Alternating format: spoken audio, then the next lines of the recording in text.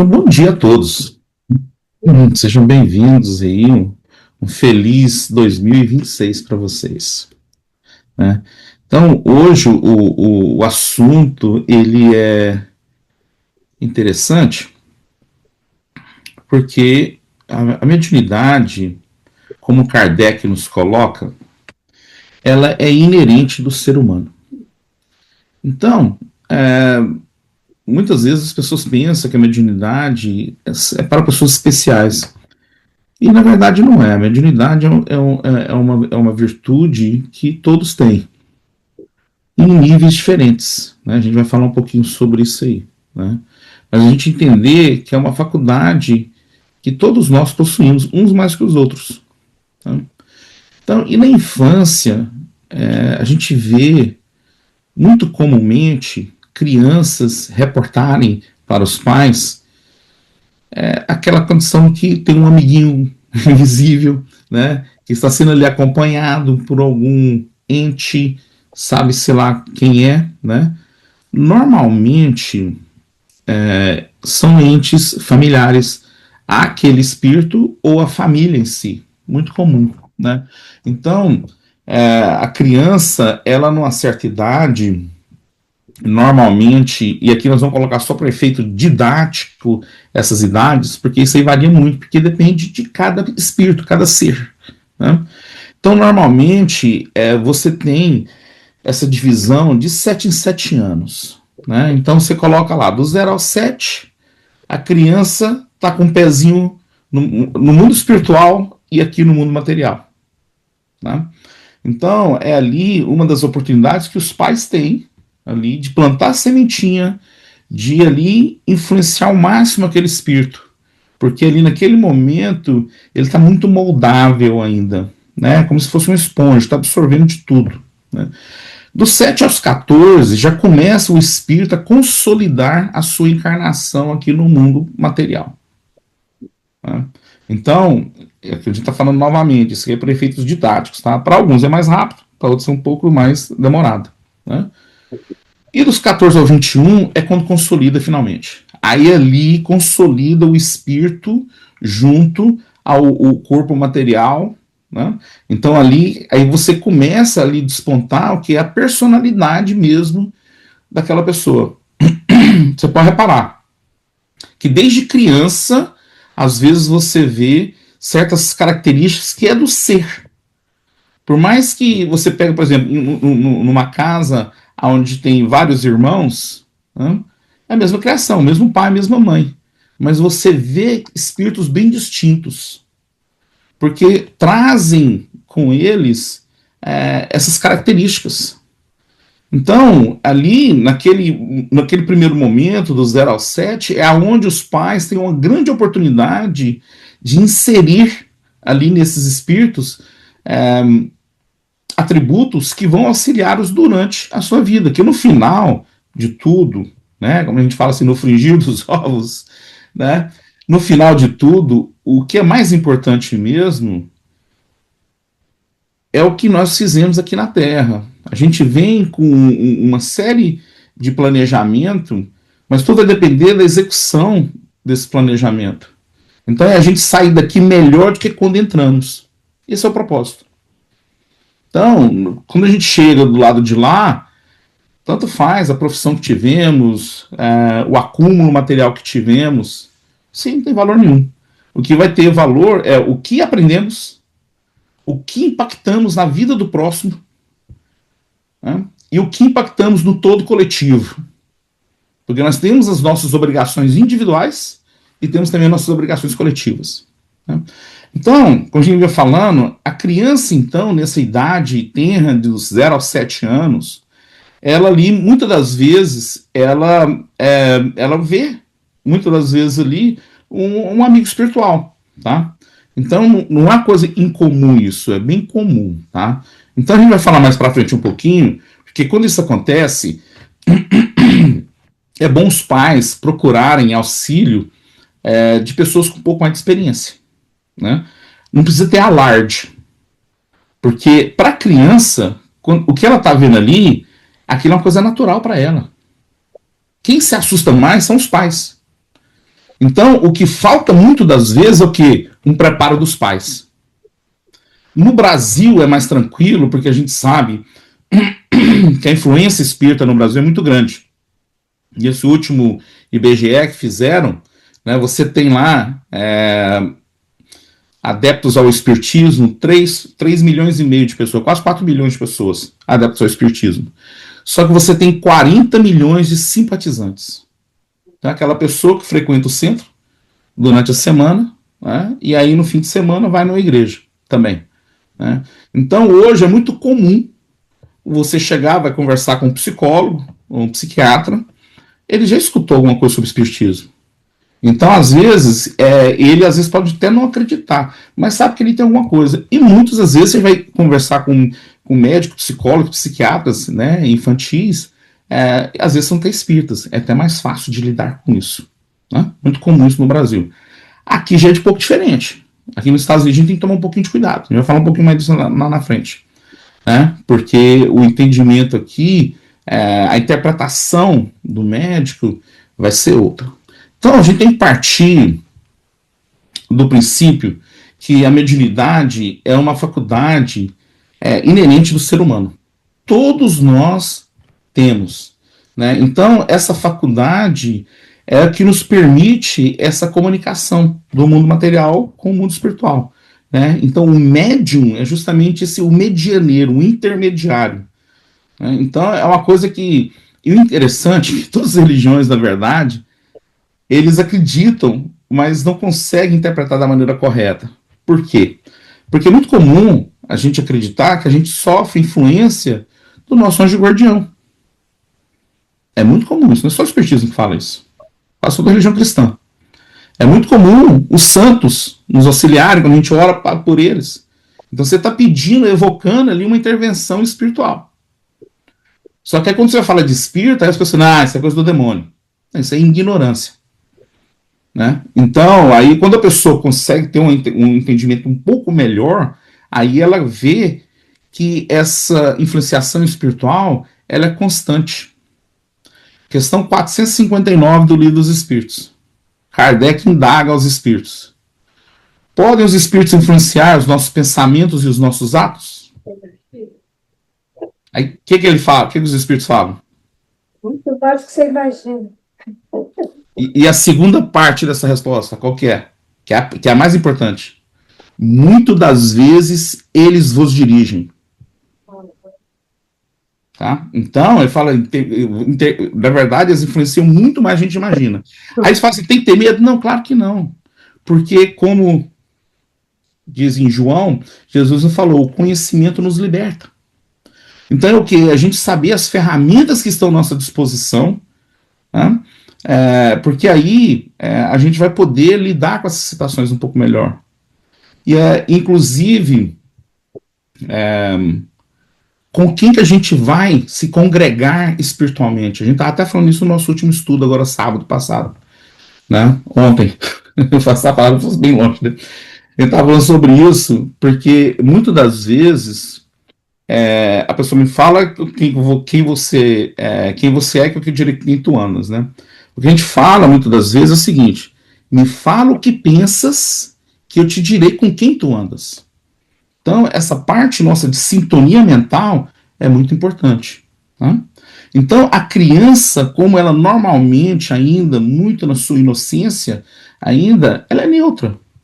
Né? Então, por isso que ela tem essa facilidade, com esse pezinho ainda nessa dimensão espiritual, de perceber, ter a percepção. Né? Então, a gente entender que é uma disposição orgânica, todos têm.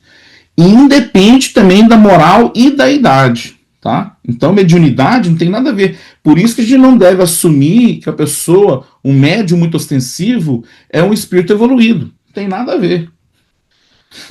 A mediunidade é uma coisa neutra. O espírito, quando tem uma mediunidade ostensiva, é porque a gente tem exemplos como Chico, Divaldo. Então a gente pensa que todo médium ostensivo são espíritos bem evoluídos. E não é bem assim. Tá? Então entender que a mediunidade ela é neutra. Então a gente tem pessoas que agem no bem, usando a mediunidade, e tem pessoas que não. Né? Infelizmente. Há mais ou menos 20 anos atrás, numa revista famosa lá no Brasil, a Isto É, na época, né, ela colocou essa capa aqui. Tá? Isso foi em julho de 2006. Né? Então ela colocou lá, crianças que falam com o espírito. Olha só no Brasil que isso acontecer. Para você ter uma capa de uma revista, porque a Isto É era mais ou menos do nível da Veja, né, lá no Brasil. Né? Então, ali trouxe uma série de relatos, né? Então, e explicando, né, que essa percepção extrasensorial que as crianças têm, e aí elas têm essa facilidade de captar entidades que se encontram em uma dimensão diferente. Mas que dimensão é essa? A dimensão aqui na crosta terrestre, tá? Porque você tem um livro da Igorina Cunha, que ela era sobrinha do Eurípides Barçanufo. Além da vida, ali ela nos traz as dimensões que existem no nosso orbe, né? Inclusive os desenhos dela que foram a base do filme O Nosso Lar. Tá? Então o Lúcius, que é aquele do próprio do livro, era o seu mentor, era um mentor espiritual dela. Levava ela e ela ia, em desdobramento, visitar o Nosso Lar. E ali ela trazia ela pegava, quando voltava, ela desenhava, né, fazendo um relato ali do que ela viu. Então ali aquela questão da estrela de Davi, dos ministérios, né, tudo isso aí se encontra inclusive no livro dela. Nesse mesmo livro, o que é interessante, que faz essa revelação para ela, mostra ali que temos 7 dimensões no nosso orbe. Né? Então a primeira dimensão é a crosta terrestre. Né? E aí você tem lá um umbral grosso, um umbral médio, um umbral superior, aí você tem essa quinta dimensão, a sexta e a sétima. A sétima dimensão são os espíritos que vivem nessa região mais celeste, que são encarregados do nosso planeta. Tá? Então, ali, o que a gente chegou também com isso é que dentro de cada dimensão existem subdimensões. Por exemplo, aí agora, vocês estão aí aglomerados, aqui, a gente fazendo esse estudo aqui juntos, e aí, presentemente aí com vocês têm uma série de entidades desencarnadas que estão assistindo junto. Tá? Então, eles estão na dimensão da crosta terrestre, mas dentro dessa dimensão existem subdimensões. Tá? Então, a criança, quando ela ainda, nessa idade muito tenra, ela tem ainda o pezinho ainda nessa dimensão, que ela consegue ter essa percepção extrasensorial, e ela consegue ter essa percepção do espírito, do qual muitos médiuns têm também. Né? Então, tem médiuns que consegue ter essa percepção também. Beleza? Então, fenômenos mais comuns com relação às crianças, né? Então, essa vidência, normalmente, ela é de familiares, muito comum, tá? É o mais comum. É o próprio anjo guardião da criança, que está ali normalmente zelando por ela, ou a parte da família espiritual dela e dessa família que ela se encontra, né? Então, é muito comum isso. Então, muito ali para auxiliar, somente naquele começo, né? Então, porque para o espírito, a encarnação não é tão simples. Se a gente entendesse o processo da encarnação, a gente dá muito mais valor para a nossa vida. E não cometia o suicídio. Tá? Porque a gente reencarnar é um processo muito complicado, não é tão simples. Tem uma série de variáveis, a gente não vai falar que o tema não é esse, né? Mas vem estudar com a gente no sábado, que a gente fala muito sobre essas coisas. Né? Isso aí está no livro dos Espíritos, está bem descrito lá. Tá? Então, a mediunidade, na visão da medicina e da psicologia, que a gente estava falando anteriormente. Né? Então, por exemplo, no Brasil, se essa criança ela está vendo vultos ou espíritos e está ouvindo vozes, no Brasil, aquilo que eu estava falando, como a influência do espiritismo é muito grande, o médico é mais maleável. Aqui é um pouco diferente, tá? Porque se for uma criança que se encontra da idade dos 15 ou 16 aos 25, né, é a idade crucial ali da esquizofrenia. Tá? Então, ali normalmente é diagnosticado errado, erroneamente. Tá? Crianças mais novas, então, muitas vezes, ele vai ver, vai diagnosticar algum transtorno de personalidade. Tá? Então, infelizmente, aqui vai chegar um ponto aonde a ciência, e eu acredito que vai vir desse lado aí da psicologia, da psiquiatria, essa conexão de aproximar mais com o mundo espiritual. Né? Porque eles hoje têm essa percepção que falta ali, né, uma peça no quebra-cabeça. Né? Então, cada vez mais você vê mais estudos dentro da ciência hoje, estudando, né, na parapsicologia, né, por exemplo, estuda-se mediunidade, estuda-se reencarnação na parapsicologia, estuda o reiki, que é o passe. Né? Então, tem tudo essas informações que cada vez mais elas vão se gravitando, chegam se aproximando uma das outras. Eventualmente vai fazer parte. Inclusive, nós estamos fazendo, vamos fazer aqui em Orlando, no dia 12 de setembro de 2026 agora, tá? Vamos trazer 2 cientistas americanos que vão falar sobre mediunidade e channeling, né, que é a questão de médiums mesmo, de receber espíritos, né, e experiência de quase morte. Tá? E vamos trazer o Alexander Moreira e o Haroldo, né, que vão ali trazer, defender esses pontos. Ali eles vão trazer o lado científico e o outro vai trazer o lado do espiritismo. Então, porque o espiritismo, muito disso que está manco hoje, que está faltando essa pecinha do quebra-cabeça, o espiritismo poderia completar facilmente. Né? Então, coloquem nos seus calendários, vai ser um seminário aí o dia todo, no dia 12, num sábado, em inglês. Vamos ter tradução simultânea do inglês para o português. Tá? Justamente que a gente acha que é por aí que vai vir. Então, algumas considerações. Né? Então, a imaturidade física e psicológica da criança é um obstáculo ao desenvolvimento equilibrado da mediunidade. Tá? Então, eu particularmente não recomendo. Tá? Eu já formei vários grupos de estudo da mediunidade, inclusive aí em San Diego, aqui também, mais ou menos, acho que uns 10 ou 11 grupos. Tá? Então, eu te falo com experiência que eu não recomendo criança. Tá? Por quê? A criança ela ainda não tem a maturidade, né? Tô falando criança nessa idade, né? Estamos falando aí até os seus 14, 15 anos, tá? Porque vai depender, quando eu tô falando, depende de cada um, é cada um. Às vezes você pode ter crianças de 15 anos que é um adulto. Porque tem que lembrar o seguinte, gente, a criança, ela só está naquele momento como criança. Ali tem um espírito milenar. Né? Então a gente tem que partir desse princípio também. Então vai depender de cada um. Mas a gente não recomenda porque a carga energética que um médium vai receber numa mesa mediúnica por uma criança é desnecessário. Não tem um porquê. Né? Então, o desenvolvimento mediúnico na infância é um risco que se corre em face dos desequilíbrios psíquicos que podem advir para a criança. Então, novamente, a gente não recomenda, tá? O que os pais devem fazer quando seus filhos apresentam sinais precoces de mediunidade? Essa é uma pergunta boa, né? Então, a primeira coisa que deve fazer é se educar. Porque como você vai falar sobre um tema se você não conhece aquele tema? Então, a gente pede para os pais, isso acontece, tá, gente? Muito mais a gente imagina. Né?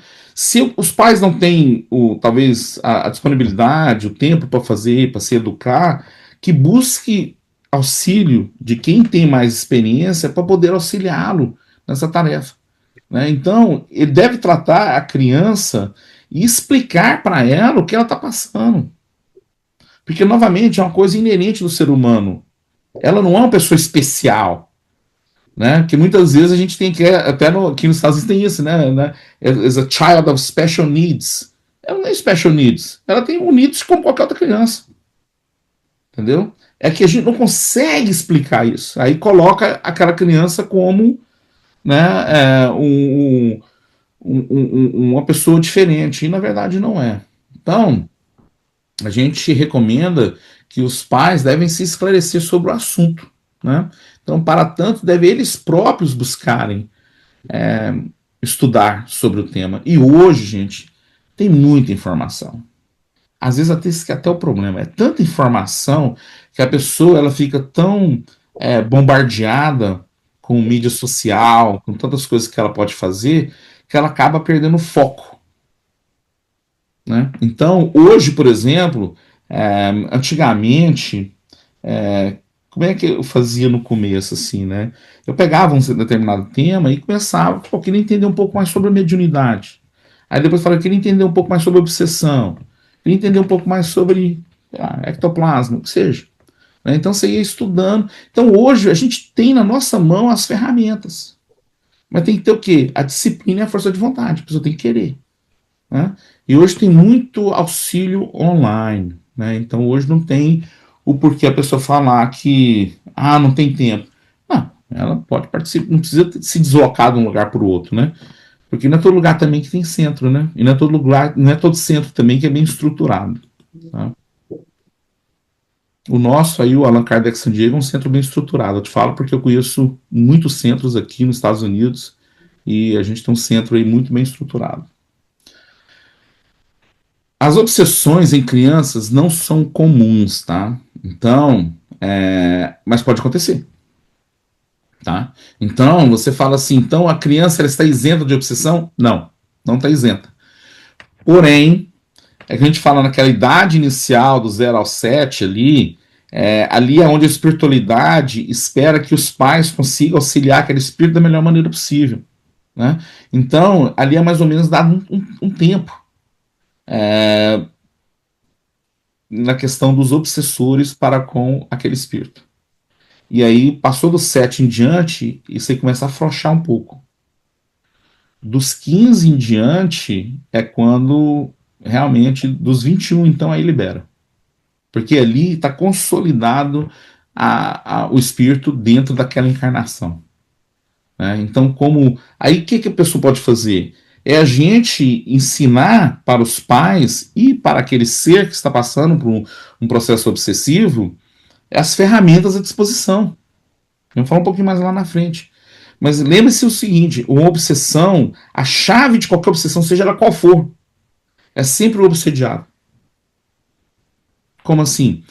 Quem está sofrendo obsessão tem que demonstrar aos seus obsessores que já não é mais o algoz do passado.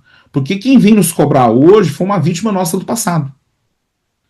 Então, hoje vem cobrar alguma coisa que nós fizemos contra ele ou ela. Então, esse espírito, eu tenho que perceber que hoje nós estamos tentando nos melhorar. Já não somos mais aquele espírito algoz do passado. Lembrando também que aquele espírito que tem um obsessor também tem seu anjo guardião, que está lá falando, ó, tá vendo? Ó, ele está tentando, ela está tentando.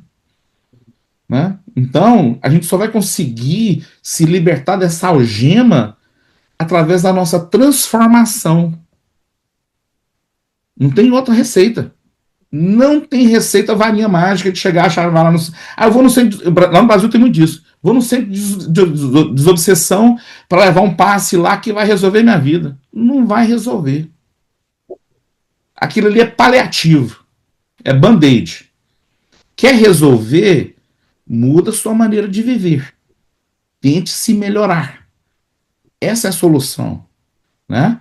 Tá inclusive no capítulo 17 aí do Evangelho segundo o Espiritismo, Seres Perfeitos. Né? Identifica-se o verdadeiro espírita pela sua transformação moral e pela sua capacidade de lidar com suas más tendências. Todos nós temos. Então, o propósito no final, aquilo que eu estava falando no começo, no fringir dos ovos, aqui a gente estava falando, o propósito nosso aqui na Terra é a nossa transformação moral. É nós sairmos daqui moralmente melhor do que quando entramos. Esse é o recado. Então, eu gosto dessa foto, tá a criança escondidinha assim, tá ali meio, tipo assim, ninguém vai me achar aqui, né? Então, muito no começo da encarnação, ela realmente está ali camuflada. Vocês já pararam para pensar que num planeta como o nosso, que tem mais de 8 bilhões de pessoas encarnadas, Como é que o obsessor acha a pessoa? Porque está encarnando agora, às vezes, um sexo diferente, um nome diferente, uma imagem diferente, uma raça diferente, às vezes, num país diferente. Como é que acha? Aí entra as leis divinas, a lei de causa e efeito. Então ali existe um vínculo fluídico, né? Então que eles têm que se acertarem. E a maneira de se acertar, por isso que eu falei, sempre, em qualquer obsessão, sempre volta ao obsediado. Porque se o obsediado mudar, aquela algema ali é quebrada. Né? Então, sempre lembrando disso. Então, a gente consegue se esconder aí durante um certo tempo, mas chega um ponto que não tem jeito de fugir da lei de causa e efeito. Né? Então, isso aí, gente, é muito individualizado, tá? Então, não tem como falar assim, a partir de tal, né, tal idade vai acontecer isso. Não, não existe isso. Cada um tem uma história, né? Então, cada um tem seus créditos e débitos. Como os pais podem notar que seus filhos possam estar sofrendo algum tipo de obsessão? Né? Então, isso não é só filhos, não, tá? Qualquer pessoa, na verdade. Então, você vê muito sonos frequentemente agitados, né? A pessoa tendo muito pesadelo, principalmente aquele sentimento de que tem gente correndo atrás dele ou dela, né? Então, como se estivesse fugindo de uma situação, né? É muito comum isso, tá? Doença sem diagnóstico específico. Então, ali normalmente é porque tem um espírito que se encontra muito próximo dele ou dela, né? E a questão, os fluidos que aquele espírito traz com ele ou ela são deletérios ao encarnado. Então, muitas das vezes a pessoa está doente, vai no médico, faz todo tipo de bateria de exames, não tem nada. Organicamente não tem nada. Né? Mas muitas vezes é um acompanhamento ali que está acontecendo. Né? Então, muitas vezes da agressividade, né, não típica, né, essa hiperatividade a gente tem que tomar um pouco de cuidado aqui, né, porque hoje em dia as crianças são muito ativas, que qualquer coisa a pessoa, né, já diagnostica como hiperativa, né, então toma um pouquinho de cuidado aqui, né. Mas esse sentimento de perseguição é muito comum, tá, que aí realmente são os nossos obsessores. Mas aqui que está falando, tem tratamento. Qual que é o tratamento? A nossa transformação moral. Esse é o tratamento. É a gente tentar, em pequenas doses, todos os dias, ser melhor do que fomos ontem. Amanhã melhor do que hoje. É em pequenas doses que a gente muda. O ser humano, ela é uma criatura de hábitos. A gente não consegue mudar da água para o vinho, salvo algumas exceções. A maioria das vezes, a gente vai mudando em pequenas doses. Né? Então, a gente começa a praticar coisas melhores, praticar caridade, praticar o estudo, a gente andar com gente que também está buscando o mesmo desiderato ali, o mesmo desejo. Né? Então, começar a se aglomerar com pessoas que pensam, né, a questão da afinidade, espíritos afins, que pensam mais ou menos iguais. E aí, a gente, pouco a pouco, a gente vai mudando. Quando chega no final de uma vida, você olha para trás e fala assim: realmente eu mudei, eu melhorei. Né? E passa rápido, tá? Passa rápido. Você nem vê. Né? Quando você menos espera, passou 30, 50, 70, 100 anos. Então, muitas das vezes, a gente fala, quando a pessoa está passando por um sistema, por um processo de obsessão, às vezes, quando é muito intenso e já perdura por muito tempo, a pessoa precisa de auxílio psicológico, tá? E às vezes até de remédio, tá? Porque ali, aquela influência, pelo um longo período de tempo, ela trouxe distúrbios hormonais. Né? Então, aquilo precisa ser reajustado. A questão do passe, ela é muito importante, porque o passe, ela reequilibra os nossos chakras que se encontram no nosso perispírito. Né? Então, aí a questão fluídica nossa começa a fluir mais naturalmente. Né? Então, ela não fica ali meio travado o negócio. Né? Então, e também te retira muito na nossa, como na nossa aura, por exemplo, né, esse campo magnético que existe ao nosso redor, né, todas essas, principalmente fluidos negativos, né, então de que ela ocorre através do quê? Ocorre de pessoas que estão pensando negativamente a respeito de nós, mas acima de tudo de nós mesmos, os nossos próprios pensamentos. Então, por isso a importância da gente sempre estar renovando os nossos pensamentos, começar a pensar muito negativo, nunca pensar negativo da gente mesmo, entendeu? Porque o nosso cérebro é muito mais virtual do que real. Então, o nosso cérebro é o nosso self, é o espírito. Então, quando a gente começa a pensar sobre nós negativamente, a gente está falando com a gente mesmo aquilo. Então, não é bom, né? Então, a refletir. Né? Então, a educação espírita de crianças.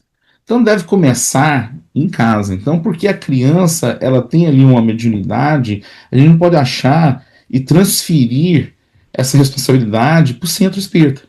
A mesma coisa tem pais que pensam que a criança tem que ser educada pela escola. Não, a criança vai para a escola para aprender matemática, aprender inglês, aprender geografia, história. A educação ética moral é em casa, né? Então, a gente tem que, na mediunidade, é semelhante, tá? Eu nem partir desse princípio. Então, a presença de crianças em reuniões mediúnicas de desobsessão ou desenvolvimento de sua faculdade é uma ocorrência que deve ser evitada, como a gente falou anteriormente, né? Então, a gente deve evitar trazer criança para algum trabalho. No Brasil é muito comum, tá? Em San Diego não tem, a mesa mediúnica está parada aí já tem um certo tempo, tá, vai começar no processo aí, talvez esse ano a gente voltar, mas não é bom não, tá? Porque ali não tem nenhum ganho da pessoa participar de uma reunião de desobsessão presencial, tá? Então, o ideal é a gente pedir, tem muitos centros, inclusive no Brasil, que fazem esse trabalho à distância e funciona, tá? Porque um trabalho de desobsessão, ele é espiritual, mais do que material, né? Então, se você procura o pessoal aí do centro, tem um centro Nosso Lar, que fica lá em Santa Catarina, perto de Florianópolis, faz um trabalho muito bom à distância, né? Para cura e para desobsessão, tá? Depois vocês pegam aí, eu coloco no grupo lá, vocês pegam aí lá o endereço, muito bom, recomendo.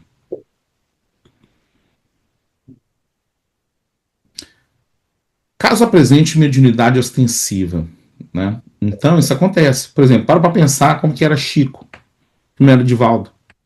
Quando criança tinha uma mediunidade muito ostensiva. Porque muitas das vezes, na grande maioria dos casos, essa mediunidade que as crianças têm, ela consegue ter percepção dos amiguinhos ali invisíveis, mas não é aquela coisa constante, né? Chico, Divaldo relatam, né, na sua biografia que, né, ali convivia com isso dia e noite. Não é fácil, tá? Então, o que a gente, nessas situações, quando isso acontece, e tem, tá? Crianças que têm essa mediunidade muito ostensiva. Aí é onde a gente fala novamente para os pais procurarem pessoas com mais experiência, tá? Então, para poder dialogar melhor com a criança e principalmente, acima de tudo, não deixar ela com medo, né? Porque você não quer que a criança tenha medo do espírito, porque aí o espírito usa isso contra ela, tá? Então, é mais para, na verdade, ela entender que aquilo é uma coisa normal, né? E ela, no momento, está passando por aquela situação. Aí as pessoas colocam, crianças desencarnadas podem dar comunicações mediúnicas através de médiums? Pode, mas não é comum, tá? Então, normalmente, quando uma criança desencarna, ela volta ao mundo espiritual, vai depender de como ela se encontra psicologicamente naquele momento, tá? Então, ela pode, naquele momento, voltar a ser um espírito normal, adulto, que é o que ela é, na verdade, né? Ela é um espírito milenar, ela não é uma criança. Ela só desencarnou como criança. Mas no fundo ali tem um espírito milenar. Então, ou ela pode, por um curto espaço de tempo, ficar ainda como criança. Aí ali normalmente é retirada essa criança, ela não fica dando bobeira no mundo espiritual, tá? Ela ali, a espiritualidade retira essa criança e leva para colônias espirituais, especificamente que trabalham com crianças assim em desenvolvimento. Você vê no livro da Violetas da Janela uma descrição boa sobre isso, da Patrícia, né? Falando que ali nessas colônias espirituais é onde eles mandam, às vezes, futuras mamães, né, que não tem muita experiência em ser mães, aí elas em desdobramento vão para lá para treinarem a serem mães, né? E ali o espírito entra num processo acelerado dele voltar a ser adulto, porque no fundo é o que ele é, né? Então existe na nossa atual conjuntura de planeta, nós não somos um planeta primitivo mais, já não há muito tempo. Então os espíritos que estão aqui conosco são espíritos adultos, né? Lógico, tem espíritos de um calibre né, mais adiantado, né? Outros ainda não tão benévolos, né? Mas não tem criança não, tá? Então, quando você vê numa mesa mediúnica um espírito se comunicando como criança, tem que entender qual que é ali o contexto, né? Não é normal, tá? Não tem essa necessidade. E o dialogador pode falar para o espírito, você não precisa conversar assim comigo. Você pode me conversar, porque muitas vezes ele tá tirando ali tá testando ali o nível de conhecimento daquela mesa, né? Então, o que não pode ter, eu já vi, por exemplo, comentários, umas vezes, uma pessoa veio me trazer que tinha um mentor de um trabalho, de uma casa, que era uma criança. Tá errado isso aí. Isso aí não é normal. Entendeu? Por quê? Não tem o porquê um espírito ele fazer uma comunicação como criança. Porque não é criança. Por que você, como adulto, por você como adulto? Por que você vai querer parecer como criança num lugar? Não tem porquê. A não ser que, naquele momento, aquilo fosse necessário para transmitir um tipo de recado. Mas aí é uma coisa específica. Não pode ser uma coisa, né? Então, falar, dá uma olhada aí que às vezes esse mentor, você está achando que é um mentor, isso é uma médium falando, né? Aí depois, eventualmente, ela realmente falou que o espírito estava brincando com ela. Eu falei, pois é. Né? Então, ele usou, infelizmente, da falta de experiência dela, né? Para induzi-la a pensar que ali era um espírito que falava bonito. Era o famoso sofista. Né? Fala bonito, bonito, bonito, mas quando você vê o conteúdo, não tem nada de conteúdo. Né? E novamente, não precisa aparecer como criança. Né? Então, aí você fala assim, quais os recursos que nós temos, então, para essa criança que está passando por esse momento com mediunidade, às vezes ela é um pouco mais ostensiva. O que podemos fazer? Primeiro, educá-la, né? Tratar com naturalidade sobre o tema, né? Não colocar medo na criança. Né? E a gente usar as ferramentas que estão aí à nossa disposição para proteger ela como um ser, né? E o ambiente familiar. Então, a prece. Ensinar a criança desde sempre a orar. Porque a prece é o que nos coloca em conexão com os espíritos que genuinamente querem nos ajudar. Nosso anjo guardião, a nossa família espiritual. Então, ensinar as crianças a orar. Tá? Porque na oração ela eleva o padrão vibratório e se desconecta também de espíritos imperfeitos. Então, muitas das vezes, quando a criança aprende a orar, ela muito disso desaparece. Se tinha questão meio obsessiva, né? O culto no lar, o evangelho no lar, muito importante, porque aí a gente começa a trabalhar aquela energia do ambiente familiar, né? A gente começar a retirar daquele ambiente ali energias negativas, né? Transformando elas. Né? Tratamento espiritual, se necessário, né? Como a gente estava falando, a gente tem aí o acolhimento fraterno, muitas das vezes ali pode vir criança, a gente Olha, não me recordo de a gente ter feito tratamento espiritual com criança aí, né? Aqui também nunca fiz. Então, a criança quase não. Mas os pais precisam, porque os pais vão estar ali, né? Na frente, tomando conta das crianças, né? Aulas de evangelização. As crianças, a gente tem que buscar evangelizá-las o mais rápido possível, né? Porque quanto mais ela souber sobre Deus, sobre Jesus, sobre os espíritos que estão aí para auxiliá-la, ela vai usar esses recursos. Porque para a criança ela acha que aquilo é normal. Nós, adultos, que criamos certos bloqueios. Mas nós temos muito mais ajuda do que a gente imagina. É porque a gente não usa essa ajuda. Para pensar, nós temos noções de guardião, nós temos nossos mentores espirituais, nós temos a nossa família espiritual, temos espíritos afins que gostam, que são têm um pouco de afinidade com a maneira que a gente pensa. Tem espíritos que estão aqui, que não estão em vínculo kármico com ninguém, estão aqui amando da providência divina para auxiliar, para fazer o bem, auxiliar aqueles necessitados. Então, a gente tem muito mais ajuda que a gente precisa. É que a gente foca normalmente na galerinha, né? Então, buscar ter um lar mais harmonizado e, acima de tudo, a criança ela precisa de quê? De atenção, de amor. Né? A gente não achar que vai ser o tablet que vai educá-la. Quem tem que educar ela somos nós. Né? Então, hoje a gente, lógico, falando que não é para deixar de usar tecnologia, não usa.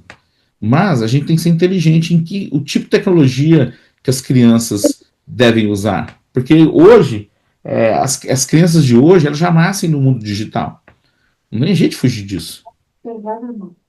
Né? Então, mas a gente saber e controlar o que elas estão usando. Né? Isso é muito importante. Então, para finalizar, né, a gente entender que no final de tudo, a nossa busca aqui, o propósito da reencarnação é o aperfeiçoamento do espírito. Então, muitas das vezes, a criança, quando ela tem uma mediunidade ostensiva, tem um propósito. Tá?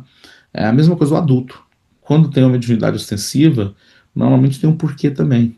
Né? Então, todos nós temos diferentes missões.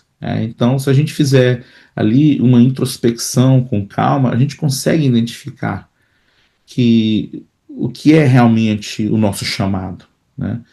Então, a mediunidade é dada sem distinção, a fim de que os espíritos possam levar a luz em todas as fileiras, em todas as classes da sociedade, ao pobre como ao rico, ao sábio para fortalecer no bem, aos viciosos para os corrigir. Está no Evangelho segundo o Espiritismo, no capítulo 24. Né? Então, é isso que eu queria trazer para vocês. Tá? Então, a gente entender que a criança, por ter um tipo de mediunidade, não a faz ela nem especial no sentido de um espírito mais adiantado ou vice-versa. Né? Então, entender que é uma coisa que é inerente do ser e a gente tratar isso com naturalidade, tentar auxiliar da melhor maneira possível para ela aprender a lidar com isso. Né? Então, hoje nós temos muito mais ferramentas do que há não muito tempo atrás, né? Onde as pessoas tinham que lidar com mediunidade sem muito auxílio. Né? Você imagina, né? Não era uma coisa tão simples assim, né? Então, agradeço aí vocês pelo tempo. Se alguém tiver alguma pergunta aí, se tiver tempo, a gente está aí à disposição. Eu gostaria de saber, não exatamente sobre a mediunidade, mas sobre a sensibilidade que as crianças têm. Por exemplo, quando você faz uma oração, quando você fala de Jesus, quando, enfim, a criança ela se emociona assim, além do normal, assim. Uhum. Nem sei se é mediunidade ou não, mas enfim, é isso que eu queria saber. Não, boa. Bom ponto você trazer isso, porque a criança, como a gente estava falando, ela ainda nesse começo aí, até mais ou menos ali os 7 anos de idade, ela tá com o pezinho ainda no mundo espiritual. Então, ela consegue ter essa percepção como espírito. Tanto é que ela é tocada mais facilmente. Né? Então, com o passar do tempo, a gente vai perdendo isso. Para pensar, quando nós éramos crianças, nós éramos mais suscetíveis a essas influenciações. A gente era mais brando, mais pacífico, né? Então, com o passar da vida aqui na Terra, no mundo material, a gente vai se endurecendo um pouco, né? Então, as crianças, elas naturalmente são mais sensíveis. Né? Por isso a importância que eu estava falando anteriormente de não levar ao desenvolvimento mediúnico, porque elas são ainda seres ainda frágeis, né? Que ele é o espírito, né? Que está ali se consolidando ali ainda, né? Então é isso aí. Realmente as crianças elas são mais sensíveis a essas percepções do que nós. Alguém mais?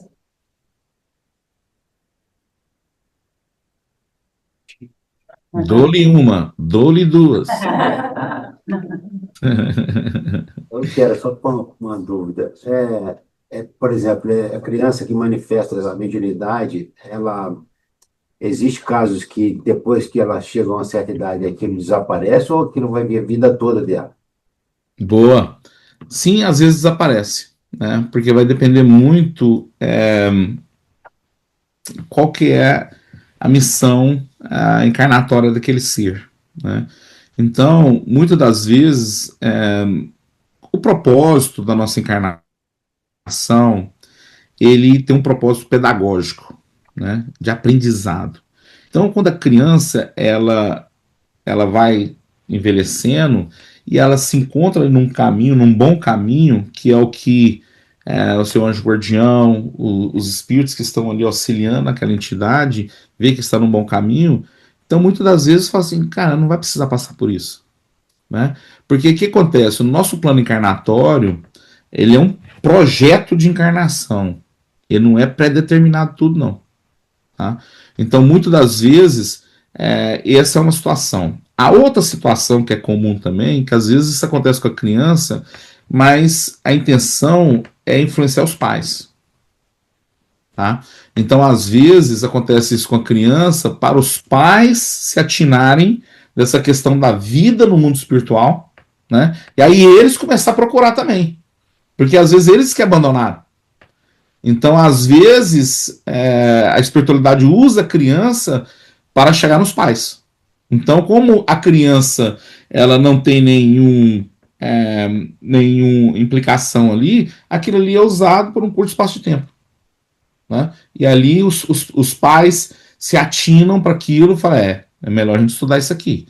E aí, pouco a pouco, vão, né, colocando aquilo, praticando aquilo no seu dia a dia, e essa é uma outra situação.